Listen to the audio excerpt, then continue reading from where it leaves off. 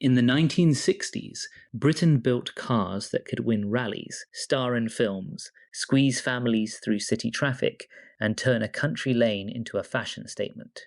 This was the decade of the Mini, the E-Type, the Cortina, and machines that made British engineering look fearless, even when it was not always reliable. Some were brilliant from the first sketch, some were flawed, strange, or too ambitious for their own good, but each one left a mark. So which car best captured Britain's most stylish motoring decade? Let's count them down. Number 10, Rover P5B, the Gentleman's Express. By the late 1960s, this was the car you expected to see outside ministries, boardrooms, and official residences. Prime ministers, senior civil servants, police chiefs, and company directors all understood its message. Authority without shouting. The original Rover P5 was already refined, with deep seats, polished wood, leather, and the sort of cabin that felt closer to a private club than a family saloon. Then came the P5B in 1967, and the B mattered. Under the bonnet was a 3.5-litre V8,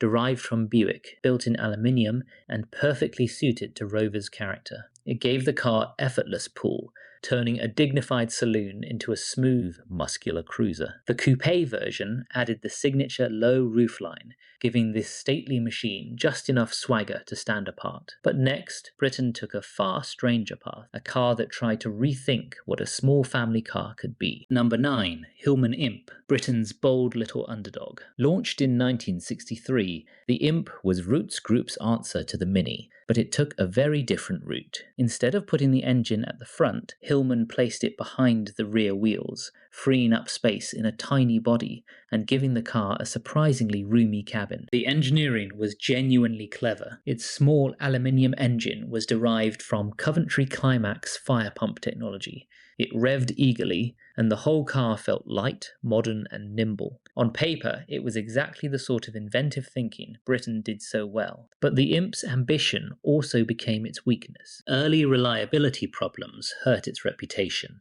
and production at the new Linwood plant in Scotland was difficult from the start, with quality issues and industrial trouble adding pressure. The Imp never beat the Mini, but it remains unforgettable because it dared to be different. Next came a car that made British performance feel affordable. Number 8, Triumph Spitfire, affordable open-top fun. Arriving in 1962, the Spitfire gave Triumph a small sports car with big showroom appeal. Its body was styled by Giovanni Michelotti, who gave it a low bonnet, neat fins, and cheeky proportions that made it look faster and more expensive than it really was. Underneath, it kept things simple. The Spitfire used straightforward Triumph Herald mechanical parts, which helped keep costs down and made it easy for owners to understand, repair, and enjoy. For young drivers who wanted wind-in-the-hair motoring without Jaguar money, it was a tempting ticket into the sports car world. It was not perfect. Early cars had modest power, a flexible chassis, and handling that could surprise the careless. But that was part of its personality. Light, lively, affordable, and full of character. The Spitfire made roadster romance feel reachable. Next came a British two-seater that carried that idea around the world. Number 7, MGB, the everyday sports car hero. Launched in 1962, the MGB replaced the MGA with a more modern, more usable kind of British sports car. Its key change was monocoque construction, which made the body and chassis one structure, giving it better strength and more cabin space without making it complicated. Power came from a 1.8-litre four-cylinder engine, not exotic, but durable, flexible, and easy to maintain. That was the MGB formula. Enough performance to feel special, with running costs that did not punish ordinary owners. It became especially important in the United States, where thousands of buyers wanted a stylish, open British roadster that could handle daily driving. Over a long production life, the MGB became one of Britain's most successful sports car exports.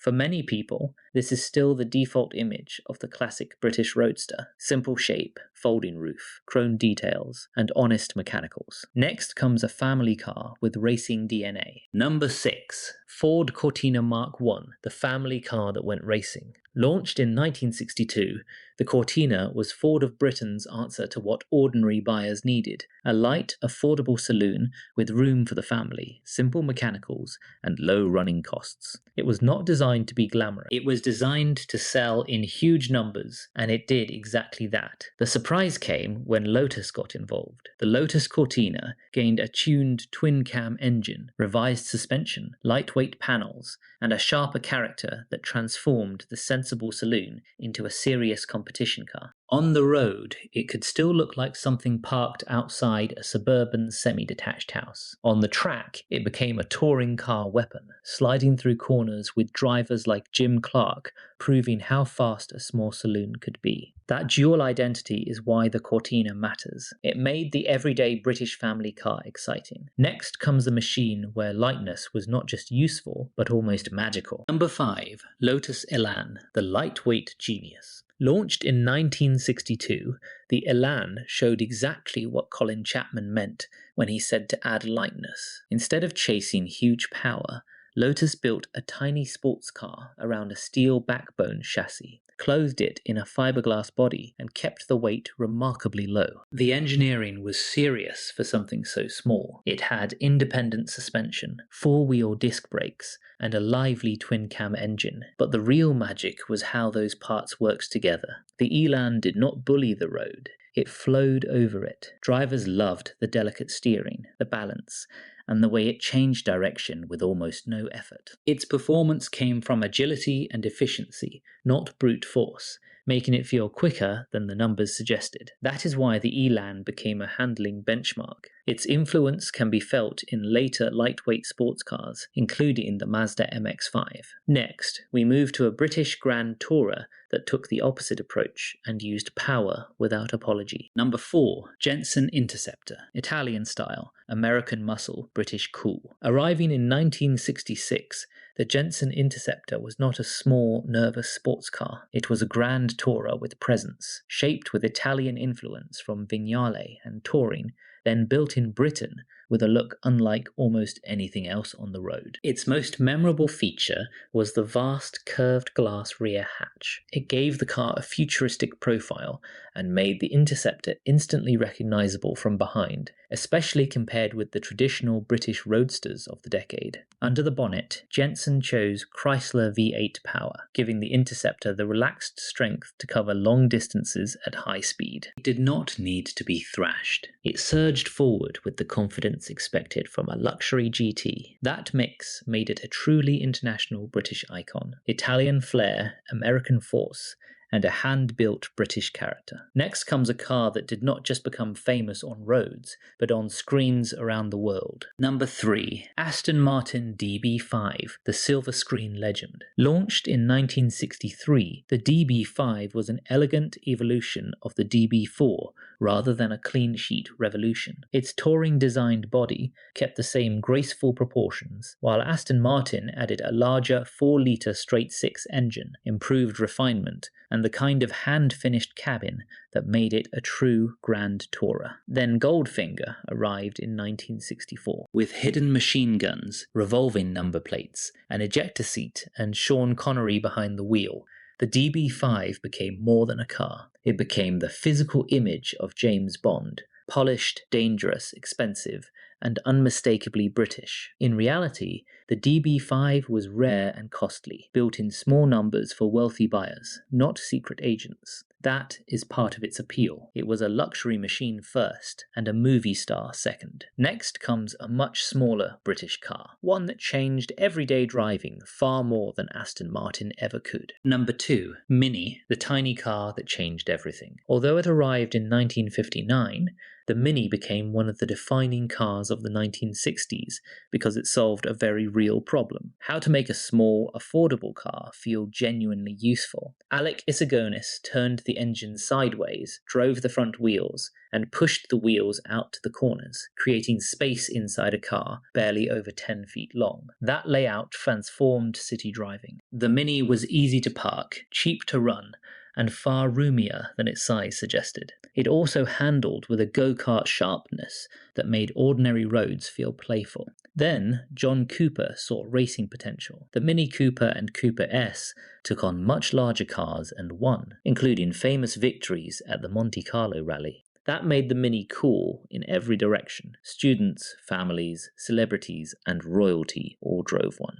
Only one British car could rank higher, and it is the symbol of the swinging 60s itself. Number 1. Jaguar E-Type, the shape of a dream. When Jaguar revealed the E-Type at the Geneva Motor Show in 1961, it did not just impress the crowd, it stunned them.